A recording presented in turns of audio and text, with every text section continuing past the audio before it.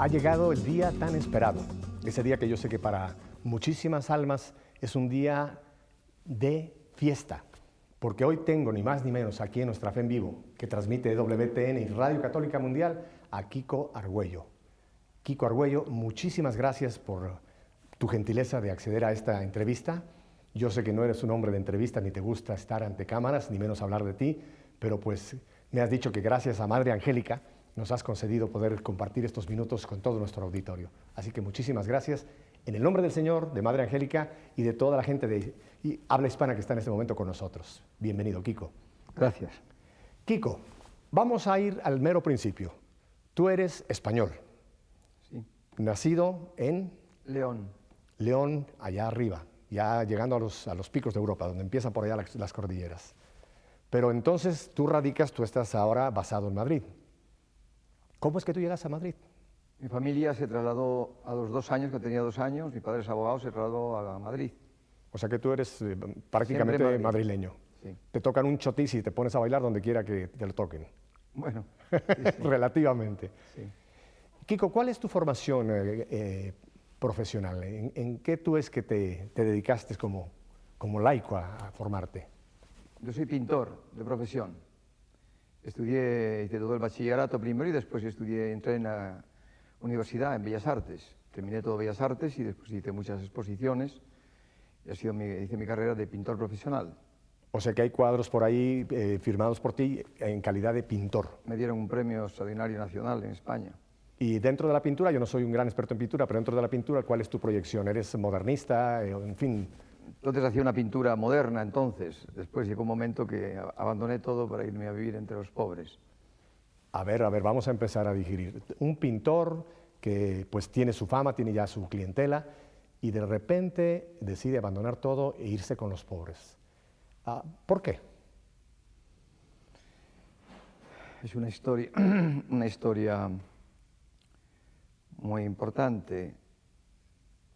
Primero tuve una experiencia, ya cuando entré a la universidad en Bellas Artes, tuve una experiencia, una crisis, podemos decir, existencial. Me di cuenta que la fe que me habían dado mis padres son católicos, no me era suficiente. O sea, tenía muchas preguntas, como todo joven, pues, ¿cómo es posible que vivimos en un mundo lleno de injusticias cuando tenemos dentro un deseo de justicia? Esto me llevó, pues, a buscar otros caminos. Abandoné completamente la práctica de la Iglesia. El ambiente que había entonces en Bellas Artes era todo de izquierdas, muy de tipo marxista, ateo, pero nunca fui comunista porque yo decía a mis amigos que eran comunistas, no entiendo cómo vosotros podéis pensar en un paraíso comunista donde la gente ya no haya injusticias cuando no dais una respuesta a la historia, a un hombre que a lo mejor en un barco, un negro que ha sido cogido en África, ha muerto en una injusticia. Y esto me hacía pensar que no era cierto. Pero algo que mencionaste me impactó. Al entrar tú en esta crisis, en este cuestionamiento, dejas la Iglesia. Sí. O sea, no optas como que ahí pudiera ser una posible respuesta, sino que borrón y a buscar. Sí, porque de alguna forma no encontraba. Tenía una formación, digamos así, muy débil, ¿no? La formación de la primera comunión, después un poco en el colegio. Una asignatura que se llama religión, pero no era suficiente para toda la problemática que yo tenía de tipo filosófico existencial. ¿Quién soy yo? ¿Quién me ha creado? ¿Por qué vivimos? No encontraba suficiente respuesta. En el fondo porque veía que los cristianos pues, no respondían suficientemente a la problemática que yo tenía en aquel momento. Más o menos te pasaba a ti lo que a Gandhi.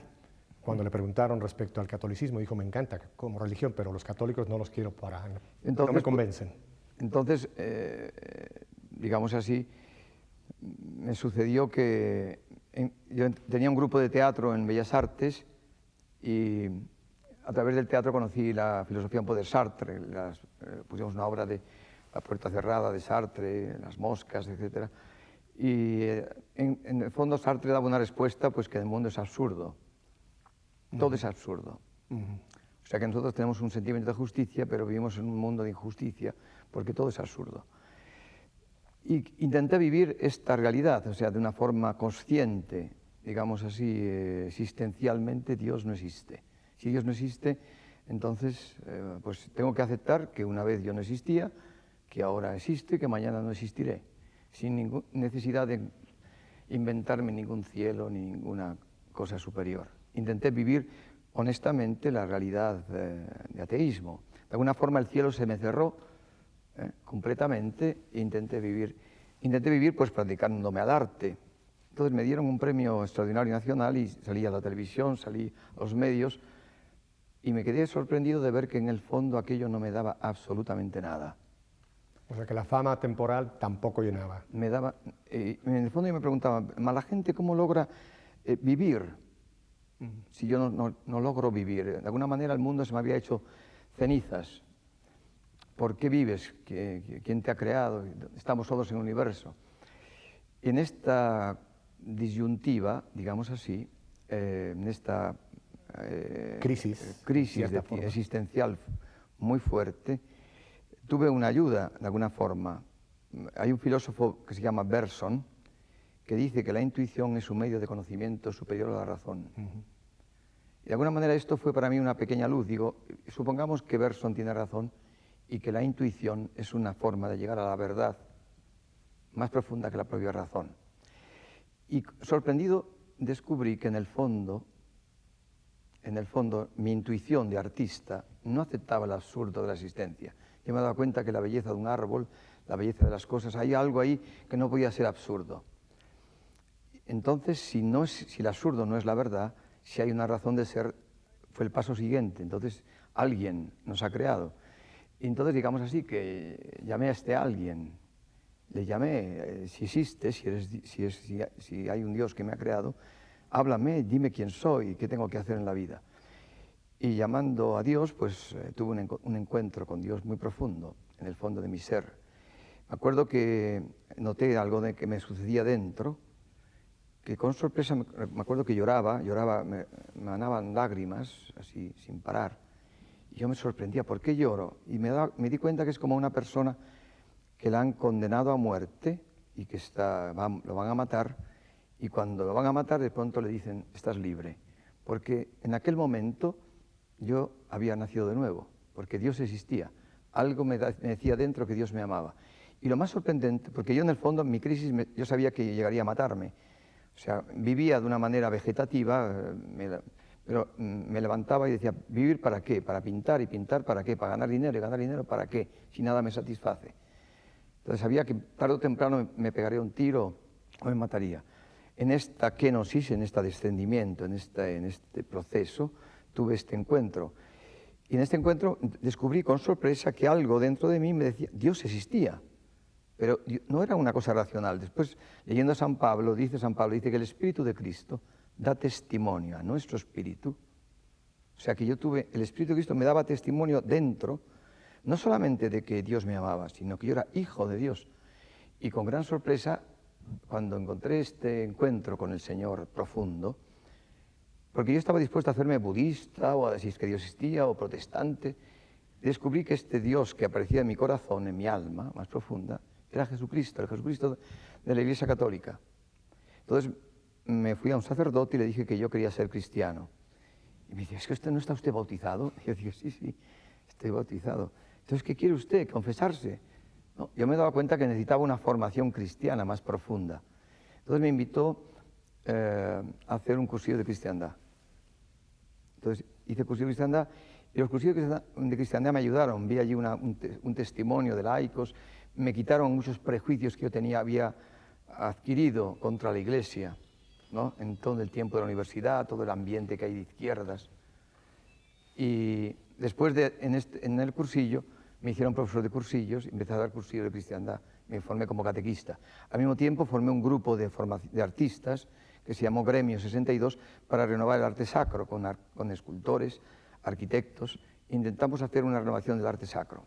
Entonces me dieron una beca de la Fundación Mars para ver los puntos de contacto entre el arte protestante y el arte católico, mirando al concilio. Y con un teólogo dominico, con un arquitecto, hicimos un giro por toda Europa. Conocí entonces todo el movimiento de renovación litúrgica que estaba en marcha. Estuve en París, estuve estudiando a Le Corbusier, estuve en Rochamps, estuve también estudiando al arquitecto Alvar Aalto en Finlandia.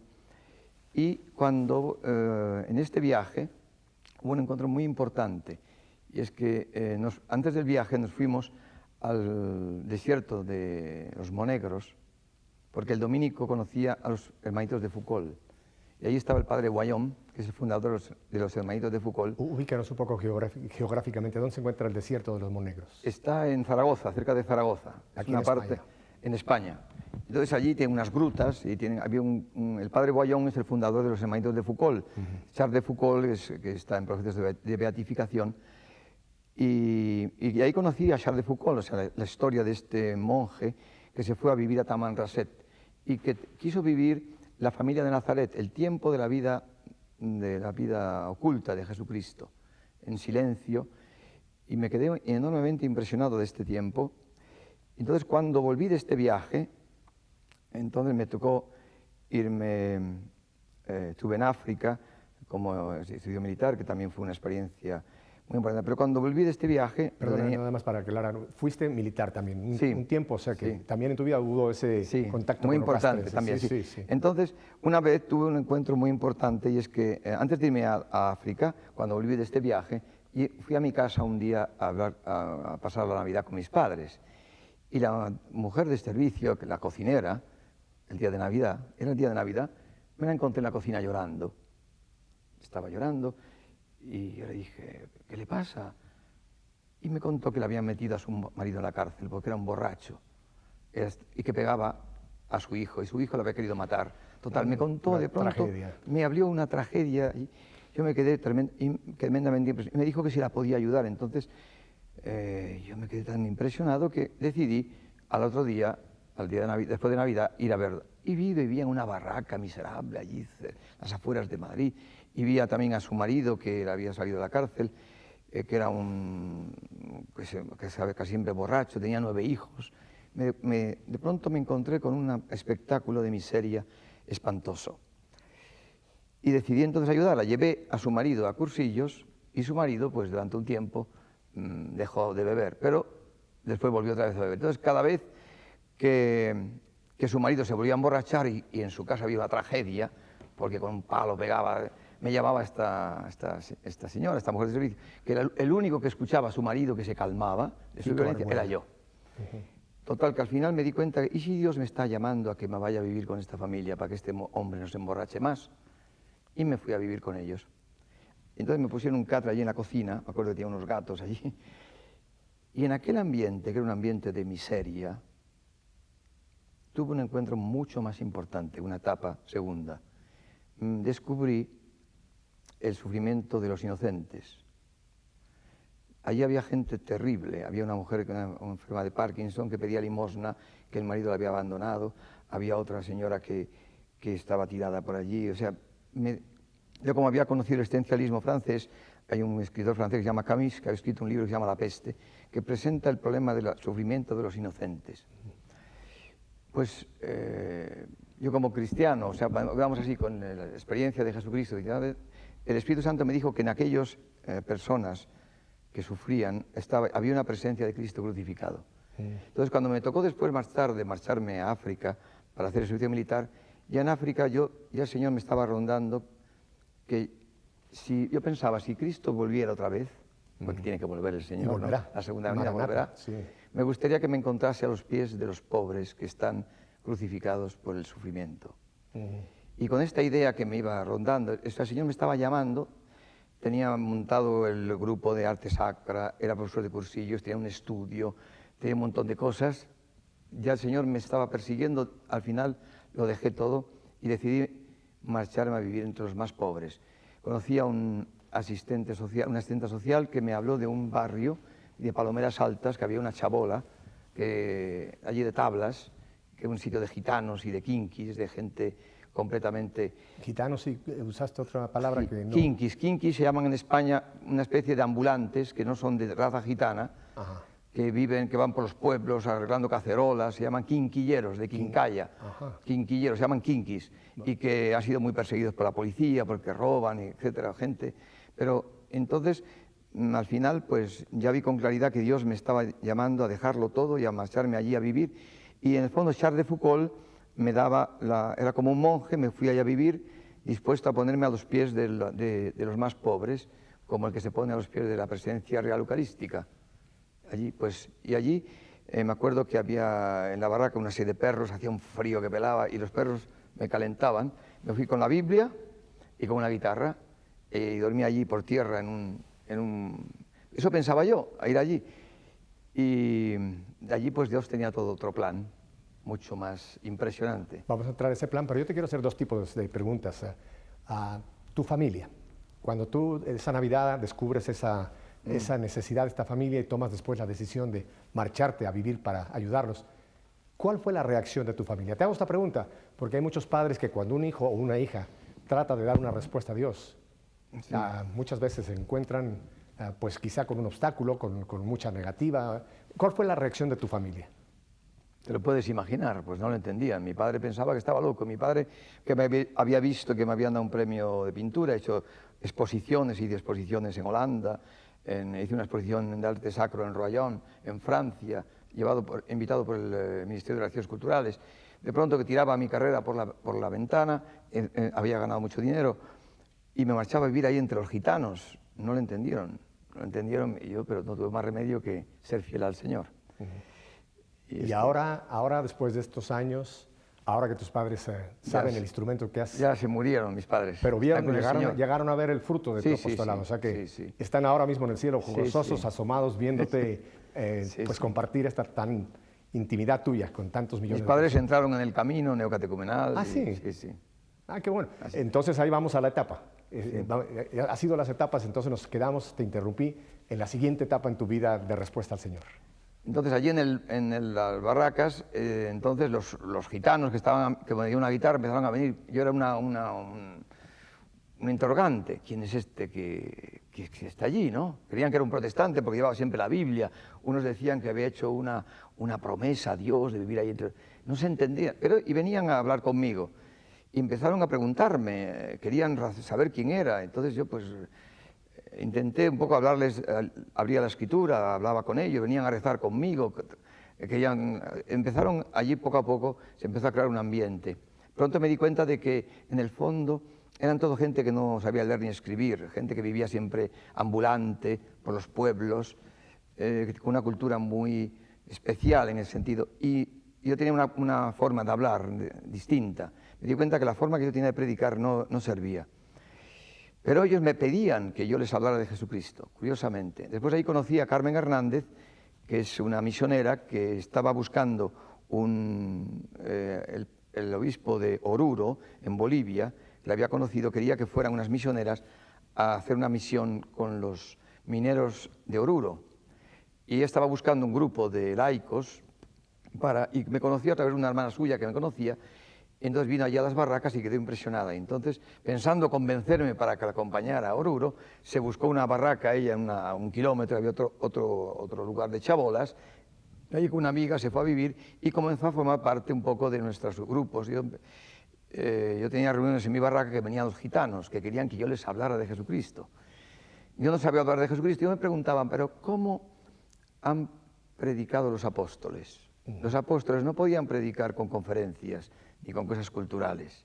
Imagínate a un Pedro pescador, a un Juan. Todos los pobres me han ayudado. Había un gitano que era jefe de una banda, de todo un clan de gitanos, que había estado en un correccional, sabía leer y escribir.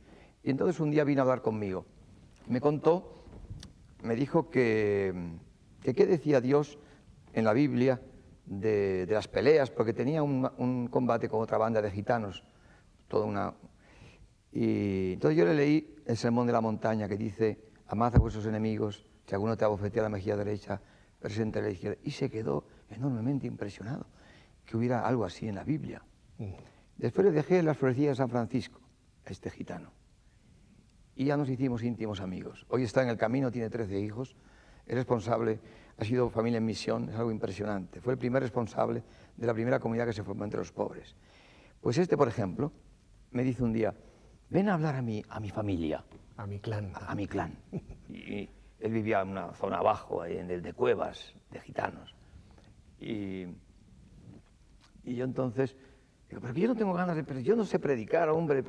Y porque yo estaba con esa actitud de que ellos eran Jesucristo, yo era uno que iba a contemplar el sufrimiento de los pobres. No quería ni enseñarse a leer. Yo me consideraba el último. Porque una persona que está marcada, pues si tú tienes un cáncer, pues ese cáncer para ti es una cruz que para mí me hace venerarte, porque estás marcado por la cruz de Jesucristo. O sea, yo tenía una actitud de este tipo, ¿no? Y él se empeñaba en que yo hablara con todo su clan. Bueno, total. Los he preparado a todos, me dijo.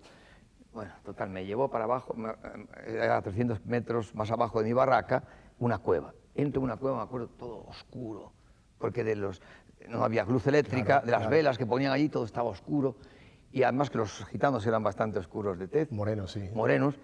No se veía nada, todo lleno, estaba todo lleno ahí de gitanos. Solamente veías ojos. Sí, sí. Y me dice, háblales de Jesucristo, háblales lo que hablas conmigo, háblales. Y yo digo, pero qué nombre. Bueno, total. Entonces empecé a contar, me acuerdo si Adán y Eva, no sé qué, empecé a ver. Y se levanta la madre de este gitano, que era una jefaza allí con... La matrona. La patrona, la jefa de todas, del clan. Y me dice, ¿usted lo ha visto? ¿Usted lo ha visto eso que está hablando? Yo lo único que sé es que mi padre se ha muerto y no ha vuelto más. Ninguno ha venido del cementerio. Cuando usted vea uno del cementerio que viene aquí, que nos dice que viene de la muerte, entonces yo le estaré escuchando. ¿Usted ha visto uno que viene del cementerio? No, ¿verdad? Pues se acabó la reunión. Así que, mujeres, vámonos. Y se levantaron todas las mujeres y se acabó la reunión. Y te dejaron frío ahí. Y me dejaron frío. Pero esa mujer me dio una nota importantísima. Yo, buscando en el fondo los Hechos de los Apóstoles, cómo predicaban los apóstoles, hay un texto muy importante. Dice el gobernador Festo que tiene un prisionero que se llama Pablo. Y él hablaba mucho con Festo. Y al rey Agripa, que va a venir, dice, me gustaría que le escucharas porque tengo que escribir al emperador y no sé qué poner. Porque este habla de un muerto que él dice que vive. O sea, que de toda la catequesis de San Pablo, la única cosa que ha entendido un pagano es que hablaba de un hombre que ha venido del cementerio. Exactamente lo que aquella gitana pedía como testimonio. Entonces me di cuenta que el nudo central de la predicación apostólica era la resurrección de Cristo sobre la muerte.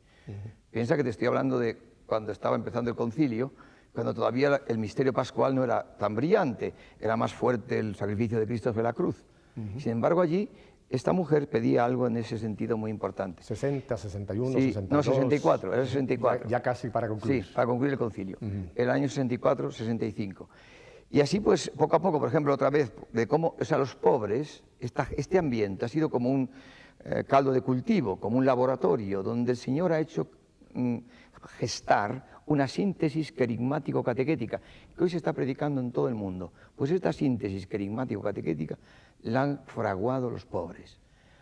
Por ejemplo, esa pregunta que una persona te hizo, sí, hoy día está teniendo repercusión en el mundo entero. Sí. A través del camino neocatecumenal. Exacto. El querigma, el anuncio de la resurrección de Jesucristo. Cristo ha vencido la muerte.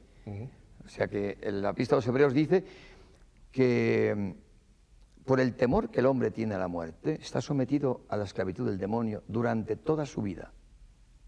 O sea, una persona se casa y el matrimonio le va mal y la mujer le destruye. Por el temor que tiene a que le destruya a la mujer, se divorcia. Por el temor que el hombre tiene a la muerte, es esclavo del demonio. Por el temor. Entonces, dice Jesucristo, ¿qué ha venido a hacer? Pues dice la epístola a los Hebreos que él ha tomado nuestra carne para poder quitar al demonio este poder que tiene sobre la muerte. ¿Y cómo le quita el poder que tiene sobre la muerte?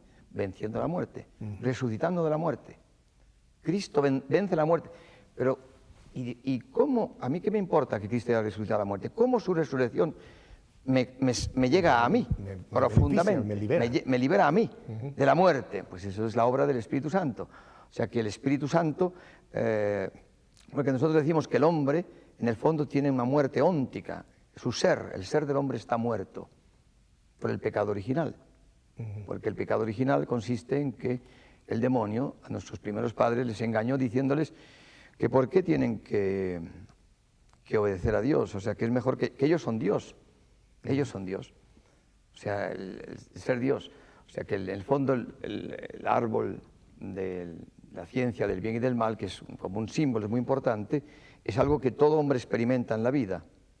O sea, el demonio nos sugiere, que existe realmente, a través de pensamientos, nos dice en el fondo que la prueba de que Dios no es amor, de que no nos ama, es que nos limita. ¿Ves? Te prohíbe comer este árbol. Y te prohíbe porque es celoso, te castra. ¿Entiendes? Entonces eso lo cree. Entonces, si tú comes, si tú transgredes Si tú, por ejemplo, a lo mejor te gusta la mujer de otro amigo, de un amigo, y ahí te encuentras frente como el árbol del bien y del mal. El demonio te dice, pero ¿por qué no pecas con ella? Te la quieres, te gusta, os gustáis, pero sabes que te ha dicho el Señor, no adulterarás. Pero el demonio te dice, ¿quién te ha dicho? ¿Ves? Te está castrando Dios. Come, adultera y serás libre. Es la moda, todo el mundo y lo serás hace. libre, serás libre, serás libre, serás Dios, Sí. serás Dios. Esto de ser Dios, ¿no? Le parece al hombre, es como un engaño profundo. Entonces comió del árbol, pero el Señor dijo, no comas porque morirás. Morirás. Entonces, ¿cuál es la muerte que comió y murió? ¿Qué muerte es la que el hombre recibe cuando mata a Dios en su vida? La muerte de su ser más profundo. Porque yo soy persona porque alguien me ha creado, ¿no? La palabra persona viene de la raíz griega, viene del personaje de una obra de teatro. Te dan un papel, un rol, tú harás de príncipe, otro hace de princesa, otro hace de soldado, otro hace de caballero. O sea que nosotros, persona, quiere decir que te han dado una misión, que alguien te ha creado, existes para alguien. Bueno, ¿y si de pronto Dios no existe? Entonces la raíz de mi ser persona queda truncada, queda rota. Mi ser más profundo, ónticamente, queda muerto. Experimento la muerte de mi ser, algo que un filósofo danés, Kierkegaard, llama la muerte óntica, que es muy real. Entonces, por el miedo que tenemos a la muerte, estamos sometidos a la esclavitud del demonio. ¿A qué muerte se refiere la Escritura? No a la muerte física, hay mucha gente que se suicida, a la muerte del ser. Al hombre está muerto en su ser. ¿Quién soy yo? Yo no existo para nadie. El hombre está muerto, su ser está muerto. Quiere ser ahora. Quiere ser para la mujer, quiere ser para los amigos. Pero para ser, para que te quieran, necesitas ser guapo, ser joven, ser bello, tener dinero. Tienes que triunfar. Y luego encima te das cuenta que no te quiere nadie. O sea, el ser del hombre. Entonces el hombre está muerto dentro, tiene que ser curado dentro. ¿Y cómo el cristianismo cura al hombre dentro? Profundamente. A través de la predicación. Dice San Pablo que Dios ha querido salvar al hombre a través de la necedad de la predicación, porque lo que anuncia el cristianismo es una noticia, pero no es una noticia cultural, es un hecho.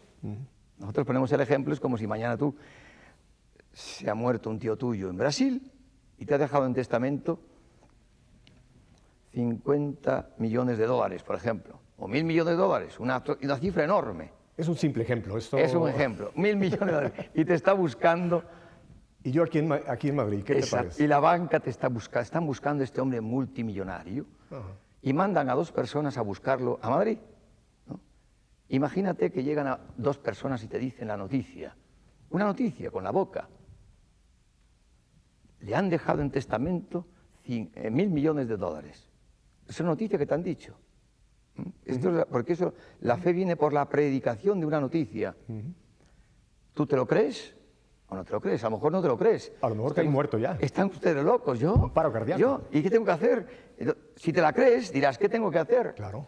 Y te dirán, vaya usted a la banca, firme usted y recibirá usted todos estos millones. Bueno, pues lo que ha hecho Jesucristo por nosotros, nos ha dejado un testamento, algo que vale mucho más que 1.000 millones de dólares. La vida eterna. Entonces, hemos hablado de muerte óntica, muerte del ser, y vida eterna. Entonces, Cristo ha muerto por ti y por mí, para que podamos, y ha resucitado por ti y por mí, para tener vida inmortal. Y esa vida inmortal, ¿cuándo llega a ti? Entonces yo te anuncio a ti una noticia, llego lo mismo que los 1.000 millones, te digo, ¿tú sabes? Dios se ha dado cuenta de que estás hecho polvo, te has divorciado 3 veces. Estás sufriendo tantísimo, estuviste en tiempo alcoholizado porque tuviste unas crisis enormes, todo producto de tus conflictos internos. Bueno, pues yo te voy a decir una noticia. Cristo te ha dejado en testamento vida eterna. Puedes tener ahora, no morirás, nunca. Tú no morirás. Cristo ha resucitado para ti y te va a dar la vida eterna ahora. ¿Lo crees? Imagínate que tú lo crees y me dices, como decían a San Pedro, ¿y qué tengo que hacer?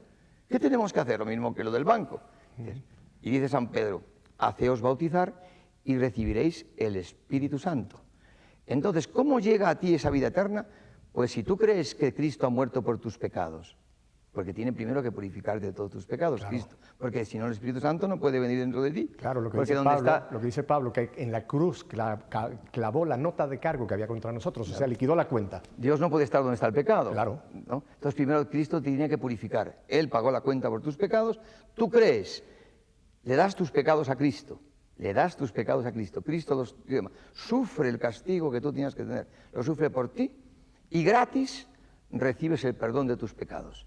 Y mediante el bautismo, el perdón de tus pecados, el Espíritu Santo viene a ti. ¿Y qué es el Espíritu Santo? Por lo que decía antes de mi testimonio, el Espíritu de Cristo entrando dentro de ti te da testimonio de que Dios te ama, de que no morirás. Estás habitado por el Espíritu Santo, inhabitado por la Santísima Trinidad. No estás nunca más solo. Tú fíjate qué cosa impresionante. Dice San Pablo que Cristo ha muerto por todos los hombres, por todos. Y dice, y murió por todos para que los hombres no vivan más para sí mismos, sino para aquel que murió y resucitó por ellos. O sea que en el fondo la antropología, antropos significa el concepto del hombre que tiene San Pablo, para San Pablo el hombre está condenado a ofrecerse a sí mismo todas las realidades. O sea que el hombre todo lo vive en función de su felicidad. Está condenado al egoísmo. Y esto para San Pablo es una condena, porque no se puede dar a los demás, porque el pecado, no somos protestantes, no ha destruido nuestra naturaleza. Sabemos que la verdad es darnos a los otros, amar. Pero no podemos amar, se nos impone el egoísmo, por el pecado original, por la muerte óntica. Entonces solamente Cristo nos salva, regenerándonos interiormente, dándonos de su Espíritu, que nos hace hijos de Dios en el bautismo. Hijos de Dios, nos hace santos, amigos de Dios. Tenemos la vida inmortal, tenemos dentro vida eterna. ¿Y qué es tener dentro vida eterna? La capacidad que tenemos de amar al otro más allá de la muerte. Tú estás casado, tu mujer tantas veces puede ser tu enemigo por problemas que tiene, ¿entiendes? El Espíritu Santo te permite amarla más allá de la muerte, aunque sea tu enemigo. Por eso el matrimonio tuyo, cristiano, es indisoluble. La amas, aunque sea tu enemigo, amas más allá de la muerte. Esto es el cristianismo, que es una cosa impresionante. Por eso yo tengo que dejar la pintura, todo lo considero basura, decía San Pablo, cuando de ganar a Cristo. Porque hay de mí sin evangelizarse. ¿Cómo no predicar el Evangelio? Entonces lo que estamos haciendo en el camino, entonces esta síntesis, y de torno a aquello de las barracas, el Señor nos ha hecho encontrar este carigma, esto que te estoy hablando, este querigma, esta síntesis, esta noticia. Este anuncio. Este anuncio lo crearon entre los pobres, allí. Entre los pobres hemos visto este anuncio, y con gran sorpresa, estos pobres que no tenían nada en las manos, no tenían más que pecados, uno había estado en la cárcel, el otro había sido no sé qué cosa, bueno, no se defendieron frente al anuncio de Jesucristo. No pusieron barreras, lo creyeron y se dio el Espíritu Santo entre los pobres. Y apareció allí una comunidad de miserables, apareció la comunidad cristiana. Nos quedamos sorprendidísimos. Imagínate gitanos, imagínate, ¿qué te digo yo? Indios, no, gitanos y payos se llaman los que no tienen nada gitano. Es dificilísimo que se sientan hermanos. El Espíritu Santo nos hizo aparecer una koinonía, que llamaban los griegos, una comunión de amor. Comunión de amor, comunidad. Apareció la comunidad cristiana. O sea que en las barracas apareció un trípode, que es el que basa todo el camino neocatecumenal. La palabra de Dios, el querigma, el anuncio cristiano. La palabra. La liturgia, porque la palabra lleva al hombre a dar gracias al Señor. Hacíamos ahí unas eucaristías que se te ponían los pelos de punta, los pobres levantaban sus manos dando gracias a Dios, al Señor. Era algo impresionante. Palabra, liturgia y comunidad. Algo que el Talmud de los hebreos dice, el tratado Abó, dice que el mundo se sostiene por tres cosas: por la Torá, por el culto y por la caridad, por el amor. Están las tres otra vez. Esas palabra, son liturgia y comunidad. Exacto, la caridad, obras de misericordia.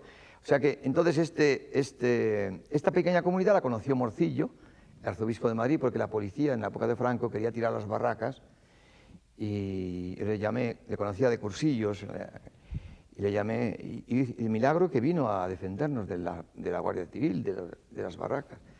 Y tiraron la barraca de Carmen, en la zona de Carmen, y cuando vio nuestra comunidad, que estuvimos rezando con el arzobispo estuvo en mi barraca, vio donde yo dormía, vio a los gitanos y se puso a llorar, el arzobispo. Empezó a llorar en mi barraca y me dijo: Kiko, yo no soy cristiano, me dijo, y desde hoy mi palacio estará abierto para ti.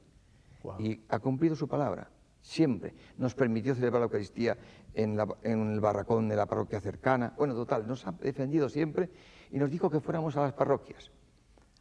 Pero no empecéis si el párroco no está en el centro, para que no hagáis una iglesia paralela, con el párroco al centro. Y no tengas miedo que yo te ayudaré. Y ahí empezamos nuestra andadura.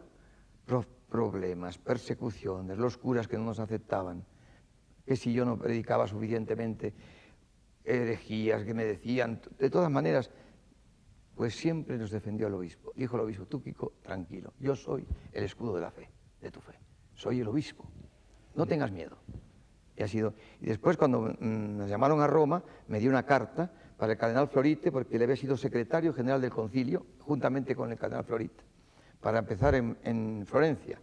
Y me dio una carta para el cardenal del Acqua, que era entonces el vicario episcopal, era en Roma, y con la carta fuimos al cardenal del Acqua y empezamos en 4 parroquias, y poco a poco empezó el camino a extender con grandes milagros. Yo estoy sorprendido de lo que Dios está haciendo en el mundo. Nosotros estamos en el mundo abriendo en las parroquias un camino de gestación a la fe, de descubrimiento de esta vida nueva, este hombre nuevo. El hombre que se encuentra con Jesucristo, su vida se transforma. Cristo tiene dentro vida eterna, la vida inmortal, no nos morimos. Entonces la vejez adquiere ya todo un carácter distinto, nos acerca a Jesucristo. La enfermedad, estamos con Cristo, supliendo lo que falta a su pasión, como en un altar, con Él. Todo tiene un sentido diferente, todo está iluminado. Si el mundo supiera lo que significa Cristo, el amor de Dios mostrado en Cristo a toda la humanidad. Kiko, aquí se cumple esa promesa del Señor: yo he venido para que tengan vida y vida en abundancia. Esa es la vida en abundancia que empieza ya desde este vivir, no solamente el día que lleguemos a la patria celestial, sino este vivir acá. Yo te tengo un par de preguntas, porque contigo ha sido una de las entrevistas más fáciles que he tenido. No he tenido que preguntarte, tú has ido contestando solo a las preguntas que yo pensaba hacerte, así que te agradezco y le agradezco al Espíritu Santo que pues, te ha dado esa humildad de compartir tu vida personal y este caminar tuyo en la fe y lo que Dios ha levantado a través de esto. ¿Qué pasó con aquella matrona? La gitana aquella, la que se levantó con todas, ¿logró abrirse al Señor? No lo sé, porque su hijo es el que está en el camino, que tiene 13 hijos. El hijo era el de los 13. El hijo. Ella se fue a otra zona en Valencia, no sé qué habría sido de su vida, más o menos, porque esa era otra zona de Barracas. Su hijo, el que está en el camino, y fue el primer responsable de la comunidad de allí de las Barracas. Hoy estuvo en familia en misión en los pueblos jóvenes en Perú, en Lima. ¿Seguro? Algo fantástico. Seguro que el Señor la tocó, y tú no lo llegaste a ver, pero seguro que le llegó también. Lo importante es que muchos de las barracas se convirtieron a Jesucristo. Su conversión fue verdaderamente impresionante. Una persona que allí entre los pobres veía aquella comunidad, se tocaba el Espíritu Santo. Se quedaba uno impresionadísimo. Porque, por ejemplo, nosotros celebrábamos la Eucaristía, me acuerdo, te pongo otra anécdota. Me encantan. De un gitano. ¿No? Y nosotros solamente permitíamos que se sentaran, que comulgaran. Hacíamos una Eucaristía con toda la renovación litúrgica, con el panácimo, forma de pan, con las 2 especies, el morcillo nos había dejado.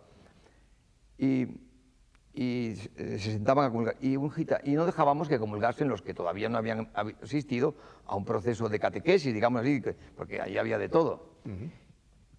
Había un gitano que venía con su mujer y se ponían de pie, nos veían sentados allí en la mesa todos. Y cuando nos dábamos la paz, el signo de la paz, le fui a dar la paz a él también, aunque era un espectador, y me dice: no, yo no resisto más. La próxima vez me siento allí, me siento con vosotros. Me siento en la Eucaristía, nos hacíamos sentados allí. La Eucaristía, pues era allí en la barraca, entre los pobres. ¿Sabe lo que significaba para él sentarse? Al otro día viene todo contento con su mujer y traía un montón de cosas. Hoy me siento con vosotros. ¿Y por qué? Toma. Y me da todo lo que había robado. Había entendido que para sentarse había que no robar más. Oye, otro saqueo. Otro todo saqueo. Lo que había robado. Que devolver. ¿Entiendes? ¿Y qué tengo que hacer? Y le mandé a confesarse, que hacía años que no se confesaba, no sé si había hecho la primera comunión, ¿entiendes? Y se sentó feliz de poder comulgar el cuerpo del Señor. Algo por ejemplo, eran gente espontánea, viva, muy profunda. Había peleas, entonces aquí en un barrio se mataban las familias allí, bando de gitanos. Era muy difícil. Lo que son hoy las afueras de barrios de Caracas, Ciudad de de México, zonas de violencia, lo mismo.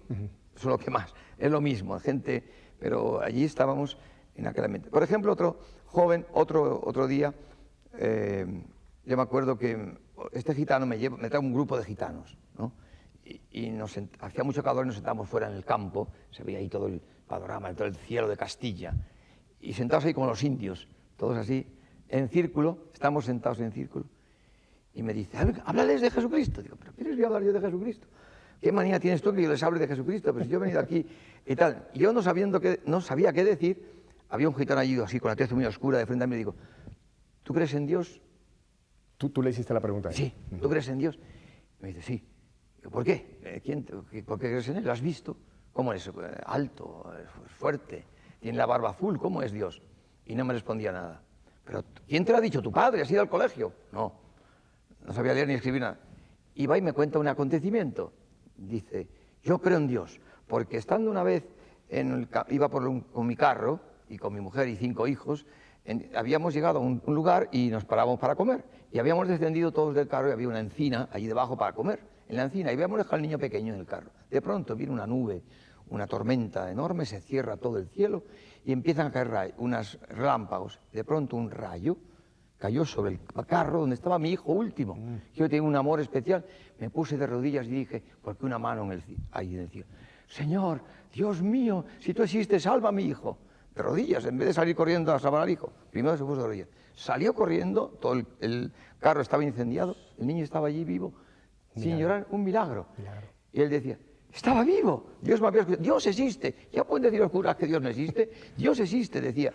Pero ahí este hombre me dio una clave, porque todo este libro, la Escritura, está lleno de acontecimientos donde Dios interviene en este libro. La palabra de Dios. La palabra de Dios no son más que racontar acontecimientos de Dios. Entonces, esta es una catequesis que hacemos en la parroquia. Si tú vienes a una catequesis del Camino Neocatedral, el catequista te pregunta, ¿tú crees en Dios? ¿Por qué crees en Dios?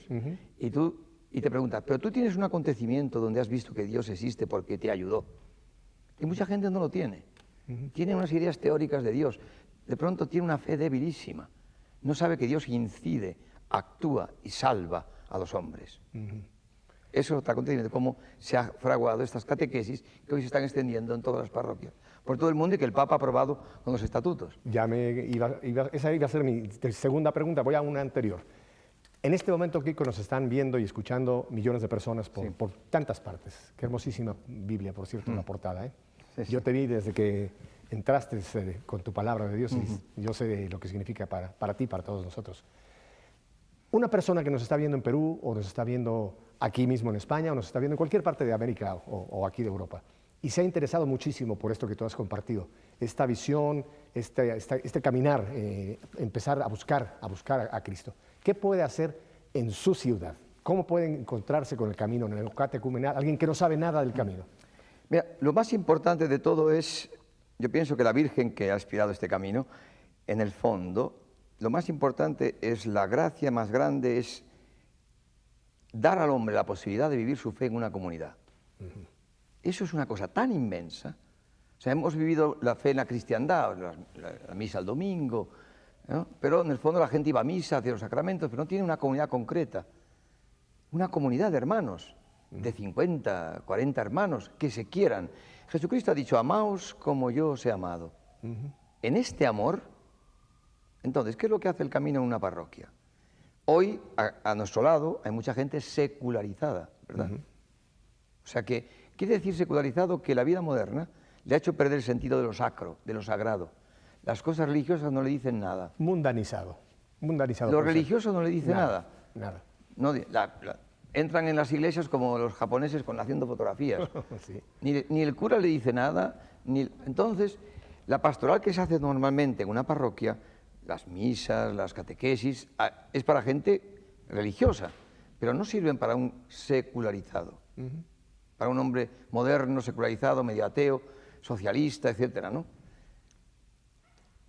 Esos signos religiosos no sirven. Hacía falta un signo, y yo pregunto, ¿hay un signo que llame a la fe a un hombre moderno secularizado? Sí, dice Jesucristo, amaos como yo os he amado. Y en este amor, ese hombre ateo conocerá que sois mis discípulos. Y si vuestro amor es tan fuerte que sois perfectamente uno, ese hombre creerá Todas las parroquias de América tiene el deber el párroco de evangelizar a los secularizados. Correcto. ¿No? Pero si esa pastoral que lleva la parroquia no sirve para los alejados de la iglesia, para los secularizados, habrá que también evangelizarlos. ¿Cómo? Pues fundando en las parroquias una comunidad cristiana que dé ese signo, como yo os he amado. Cristo nos ha amado en la dimensión de la cruz, ¿no? Me parece. Bueno, Cristo nos ha amado en la dimensión de la cruz. No tengo aquí Espera un momento. Espero que no te la haya llevado por ahí No, alguien como, me he dejado la cruz como reliquia. Bueno, iba a decir, nos ha amado en esta dimensión, ¿no? La dimensión de la cruz. ¿Qué significa que Cristo nos ame en la dimensión de la cruz? O sea, que nos amemos como Él nos amó. Cristo nos amó cuando éramos sus enemigos. No sé si tú has visto muchos cristianos que aman a sus enemigos. El concilio ha dicho que la iglesia tiene que ser un sacramento de salvación. O sea, es decir, un sacramento es una cosa que se ve. Quiere decir que nuestra fe tiene que crecer hasta el punto de que se vea la fe de los cristianos, como yo os he amado. Entonces el camino en la parroquia intenta, a través de un proceso de catequesis, de recorrer el bautismo, de hacer crecer la fe de los bautizados, para que su fe llegue al punto de que nos amemos en una comunidad, de tal forma que este amor sea un signo para los secularizados. Por ejemplo, en Roma tenemos 100 parroquias, 500 comunidades, llenos de alejados de la fe. ¿De dónde vienen? ¿De dónde viene toda esta gente a las catequesis? Todos han visto el signo de la unidad y el testimonio. El grito de la iglesia primitiva, mirad cómo se aman, vuelve a aparecer en el mundo moderno, secularizado. O sea, vivir la fe en una comunidad cristiana es algo maravilloso. No hay pobres, no hay ricos, nos ayudamos unos a otros. No hay clases sociales, aquí entra todo el mundo, negros, blancos, chinos, mujeres de servicio, con ingenieros.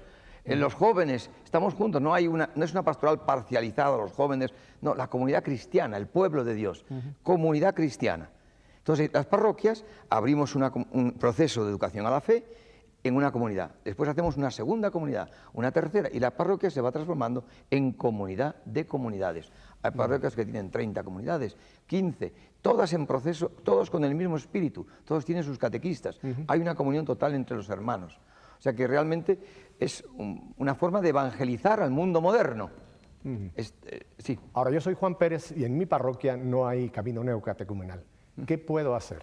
Pues le dices al párroco, ¿por qué no abre usted el camino neocatecumenal y llama a los catequistas?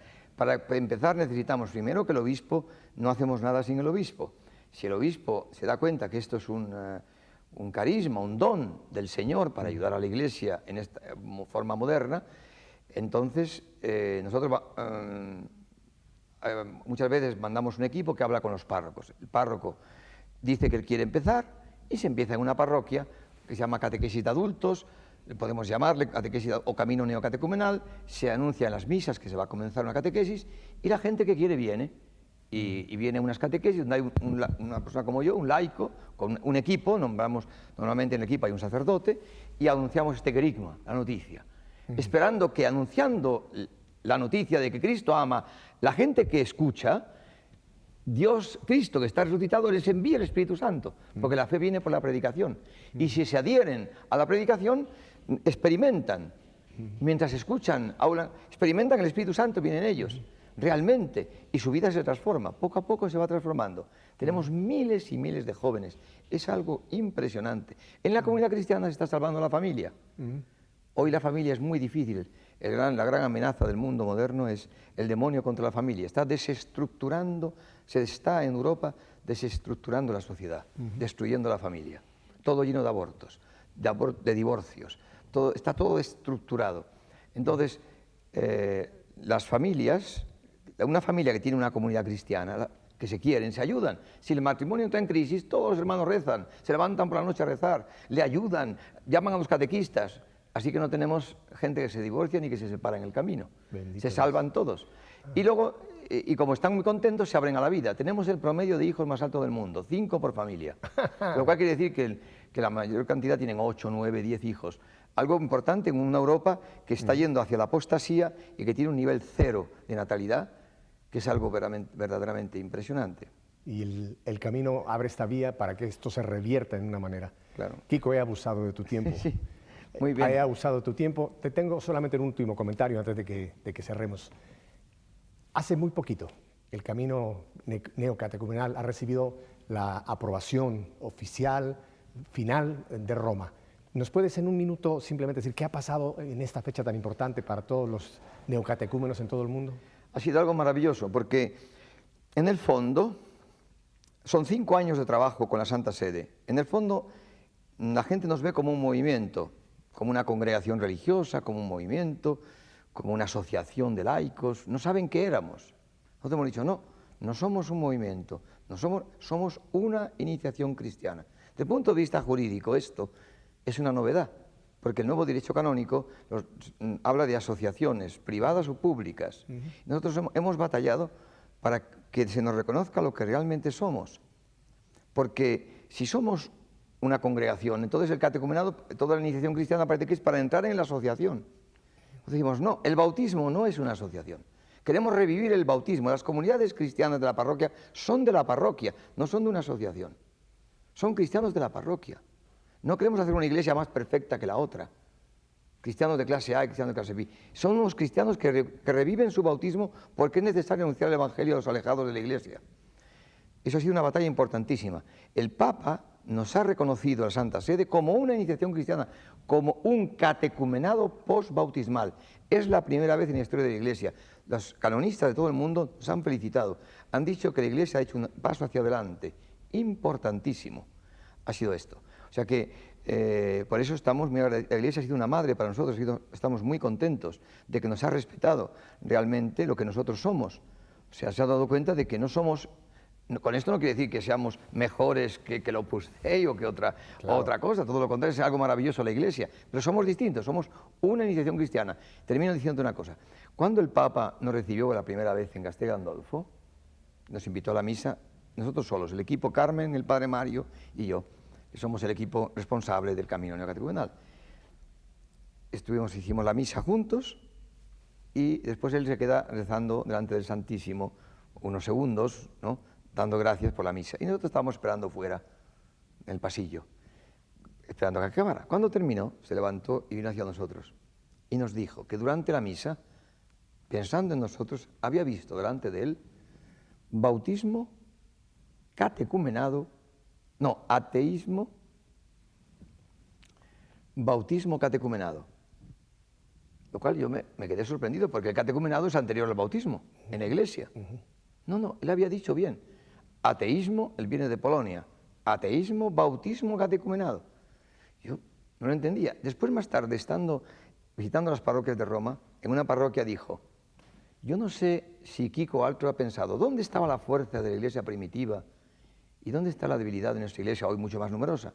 Y ha encontrado respuesta en la palabra catecumenado.